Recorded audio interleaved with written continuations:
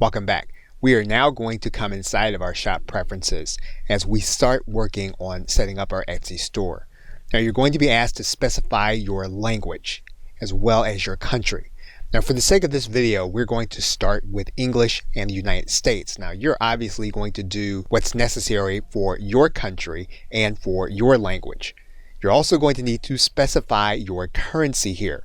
And once again, now for the sake of this video, we're going to specify the United States dollar as our currency. You're also going to be giving Etsy just some information. This doesn't necessarily count toward anything, but you're going to be telling them what your intent is. What we're going to do is we're going to start in the middle and say we are selling part-time but hope to sell full-time. What we're now going to do is click Save and Continue. Now this is going to be the name of your shop, and you're going to want to make sure that this shop name is going to be available to you. We're going to go ahead and write in a shop name. Once you have the name in that you want, you're going to check to see if it's available. If it is available, what you can do then is click Save and Continue. Now at this point, Etsy is going to ask you to start by creating multiple listings. We are going to create one listing in order to work through the process. So what we're going to do right now is we're going to click this button that says Add a Listing. And what you're going to do now is you're going to place images in this area that describe your item.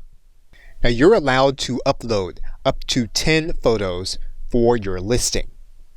Now one of the things that you'll see here is that you can adjust the photo. So what we can do here is we can click on top of the photo and we can then crop or adjust that photo for the way that we want it to be.